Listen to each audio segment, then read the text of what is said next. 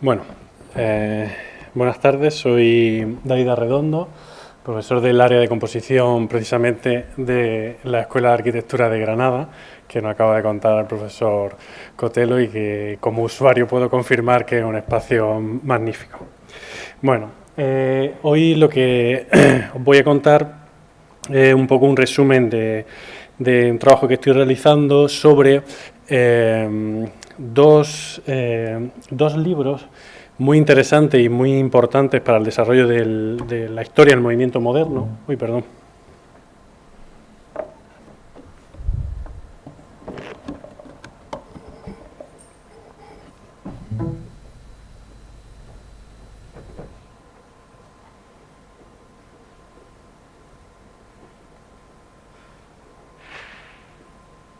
Parece que se ha desconectado un segundo.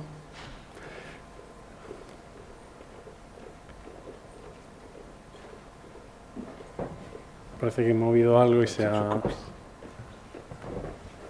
Esto es un PowerPoint. Sí. Creo que es el... Vuelvo a lanzar la presentación. ¿La lanzo otra vez? Ahí estás. Ahí, ¿no? Pruébala, por si acaso. Dale. Vale, Adelante, perfecto. Va bien, ¿no? Sí.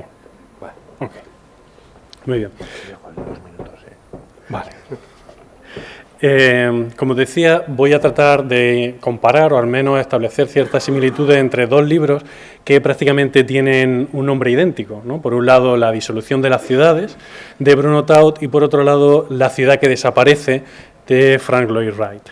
Dos trabajos que propusieron en sendos momentos de crisis, tanto uno como otro, una revolución en el entendimiento de las ciudades desde unos acercamientos absolutamente utópicos que de alguna manera pretendían eliminar las injusticias de cada uno de su mundo contemporáneo a través de diseños, como veremos, autosuficientes que entrarían en comunión con la naturaleza. Para ello, como les digo, voy a analizar brevemente estas obras, su contexto, referentes y finalmente establecer algún tipo de paralelismo y divergencia entre ambos.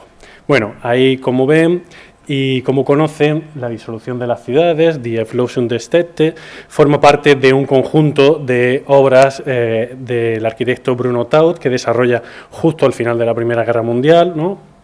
Estas 4 obras que también recogió Iñaki Ábalos para su edición en el Croquis y que supusieron surgieron en un momento de una enorme convulsión emocional y de gran actividad intelectual y artística en Alemania ya derrotada y convertida en república, 1918-20. En estas obras podemos decir que se lee una especie de deseo de felicidad utópico, ¿no? Justo después de la guerra, podemos decir con el horror aún en los ojos de estos autores, especialmente Taut, tiene una especie de deseo de hermandad entre los hombres, ¿no? De manera que empieza a aparecer esta vieja idea de la obra de arte total, empieza ahora a complejizarse y a incluirse sobre ella también una perspectiva social, es decir, arte y pueblo van a formar una entidad creativa frente a la destrucción de la guerra, pero una creatividad que pretendía ser coral, popular, incluso romántica, en busca de lo que algunos autores han llamado el sublime social. En Taut podemos reconocer la influencia de Paul Shepard, que es por todos conocido y a través del cual pues, surgió toda una idea de arquitectura cósmico-mística muy crítica con el positivismo y el materialismo, que recogía tendencias ya anteriores, incluso del romanticismo. También podemos reconocer en la obra de Taut la influencia de Gustav Landauer, miembro como él de la Sociedad para la Ciudad Jardín y miembro del Partido Socialista, aunque con una perspectiva del socialismo un poco alternativa, que como él definía, entendía el socialismo como un movimiento cultural, pero una lucha por la belleza, no por la grandeza del pueblo. También podemos reconocer influencias del no tan conocido pero interesantísimo arquitecto paisajista alemán Leberet Mige, colaborador en innumerables proyectos con Taut, con Wagner y con muchos otros, que decía en este momento: la ciudad ha muerto, la idea directriz del siglo XX debe ser el campo. Así como la influencia de Kropotkin y tantos otros. Bueno, pues Taut, con todos estos referentes, escribe, propone, dibuja Die Auflösung der Städte, la disolución de las ciudades, en donde va a diseñar toda una constelación de asentamientos para huir de alguna manera de esta alienación que suponía la ciudad del momento, ¿no? 1918-20. Va a desarrollarla en un espacio físico en donde podríamos decir que desaparece la dicotomía entre lo urbano y lo rural, ¿no? La ciudad se disuelve en una naturaleza antropizada en donde la agricultura es la principal actividad económica. De tal manera que diseña una serie de láminas en donde propone asentamientos autosuficientes, como esta cooperativa de trabajo para unas 500-600 personas, dedicada meramente a la agricultura y a la artesanía, emplazada, como ven ustedes, junto a un río que nutriría el suelo y en donde dice Taut que aquí el trabajo sería alegría y gracias a la ayuda y al intercambio cada uno viviría de lo que produce la colectividad.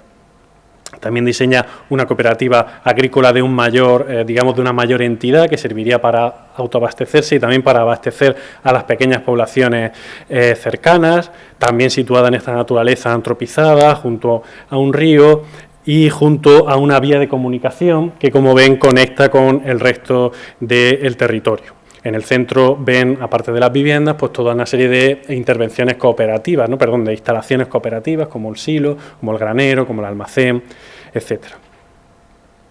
En esta lámina, los grandes centros, centros ya de carácter un poco más industrial, aparte de este uso industrial, enseguida saca una línea que va a conectar de nuevo con el territorio, una línea que ahí ven en el centro, línea de vivienda que va a conectar con los otros asentamientos y cuyas viviendas en las partes traseras, todas ellas constarían de un espacio agrícola para el autoabastecimiento también de los ciudadanos, ¿no? Ya que Taut decía, y permitiría gracias a ello, que en todas partes cada persona ha de tener la superficie de tierra que necesite por naturaleza y que cualquier trabajo especial en contacto con la tierra. Eso lo va diciendo en las láminas.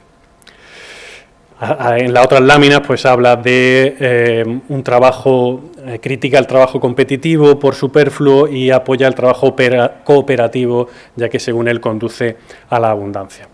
Bueno, pues tras la publicación de todas estas obras, como saben ustedes y como se ha comentado esta mañana, Taut, a partir del año aproximadamente 1924, retoma con mucha fuerza su actividad de diseño y construcción de vivienda y, por darle un dato simplemente, entre 1924 y 1933 participa en el diseño de más de 10.000 viviendas solo en la región de Berlín.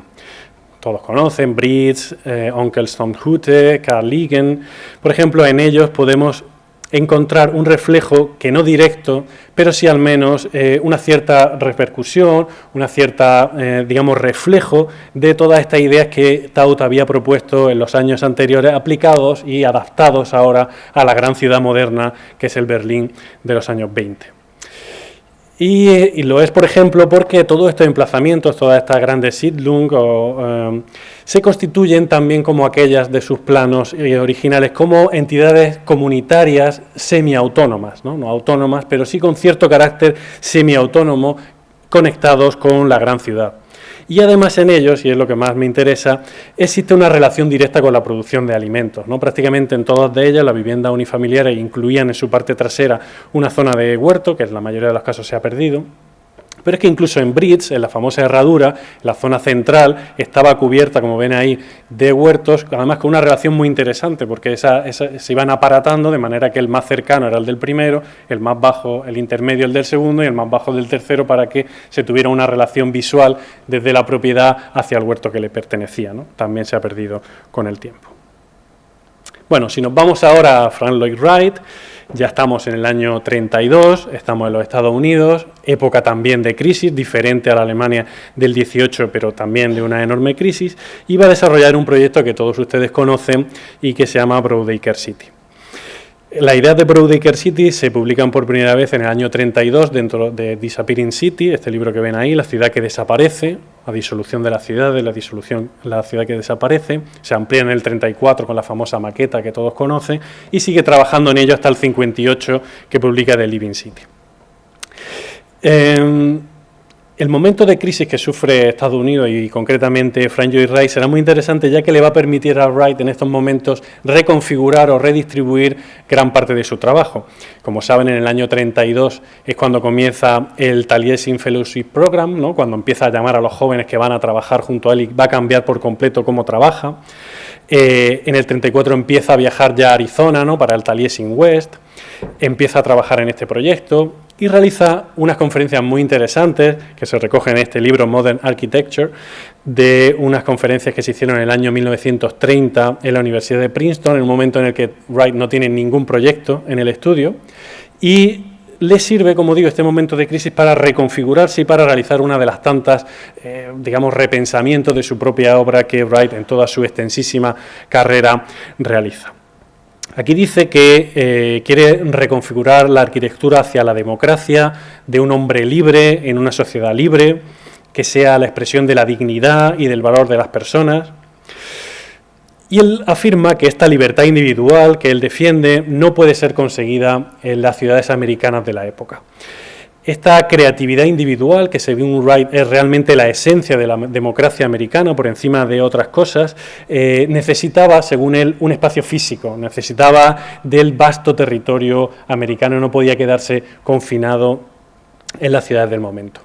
Con estas ideas, de alguna manera, podemos recoger pues, también influencias muy interesantes y reconocidas por el propio Wright, como esa tradición antiurbana de Henry David Thoreau, los experimentos del Back to the Land de Ralph Borsodi, o el trascendentalismo del Ralph Waldo Emerson, ¿no? Toda su teoría sobre la self-reliance, ¿no? La confianza en uno mismo.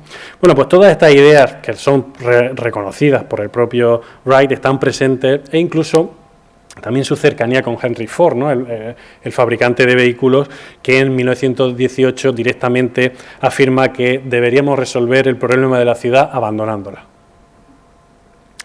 Bueno, pues Wright reconoce todas estas ideas, las incorpora, las mastica, ¿no? Por su genio creativo, y va a hacer una especie de desarrollo jeffersoniano, ¿no? Toda esta referencia al presidente Jefferson, donde el trabajo de hombres y mujeres libres, autosuficientes, propietarios de la tierra, van a ser capaces de abastecer a su familia e incluso a todo el país. Bueno, estas ideas no son solo de Wright en estos momentos, sino que están presentes en el propio presidente Roosevelt, que es muy fan de toda esta teoría, e incluso, como ven, en la pintura regionalista del Medio Oeste de los años 30 o 40, y tienen algunos ejemplos, en donde representan un pionero americano que Wright define en unos términos muy similares a los de estos cuadros, ¿no? Wright quiere que el hombre de Broadacre City sea una persona bronceada, musculosa, plena de vida, son palabras literales de él, repleto de sol y aire, con trabajo, ejercicio y entretenimiento accesibles desde casa, ¿no? Una perspectiva que, por otro lado, es prácticamente literal a la de Mussolini en Italia en estos años 35. Pero bueno, eso es otra cosa. Bueno, pues todas estas influencias se recogen por Wright y empieza a manejarlas, a masticarlas desde The Disappearing City. Aprovecha este proyecto del año 13, en donde ya empieza a trabajar con estas ideas y diseña este proyecto conocido por todos ustedes, ¿no? Un territorio de ciudadanos granjeros, en donde los propietarios tienen un jardín, una especie de pequeña granja donde cultivan sus propios alimentos, y está completo, ¿no? Con otra serie de instalaciones de carácter netamente urbano y moderno. Bueno, lo que a mí me interesa comunicarle hoy, o comentar hoy, es que todos los habitantes de Broadacre City, igual que los habitantes de la disolución de las ciudades, serían partícipes del proceso de producción de alimentos. Es decir, todos tendrían acceso desde su casa a la producción de alimentos, y el resto, que no serían producidos por ellos mismos, serían suministrados por agricultores profesionales que trabajarían en las farm units y venderían en los roadside markets. Ahora lo vamos a ver. Esto sería un ejemplo de farm unit, una granja diseñada por Frank Lloyd Wright, con todas sus condiciones y toda su idea de su arquitectura aplicada a una granja, realmente un proyecto anterior que utiliza ahora para Broadacre City. Y, como digo, ahí trabajarían los agricultores profesionales, cuyo excedente venderían en los roadside markets, estos mercados a pie de autopista, directamente conectados con toda esta red que ha diseñado Wright en estos momentos, que también es un proyecto anterior para Walter Davidson y que emplazaría en Broadacre City para, digamos, completar el ciclo de la suministración alimentaria y la consecución de una absoluta autosuficiencia de cada una de las regiones. Bueno, pues Wright pone de alguna manera en marcha algunas de estas ideas que está transmitiendo en Broadacre City, concretamente, como ven, con el Taliesin Fellowship Program, los jóvenes que llegan a trabajar con él, además de trabajar en su estudio, también trabajan en esta pequeña granja que generan entre Wright y su mujer Olgivana, para, digamos, una especie de jornadas de aprender haciendo, ¿no? Ellos están continuamente haciendo, son carpinteros, son agricultores, son cocineros, están de alguna manera generando una especie de autosuficiencia en el propio estudio de Taliesin.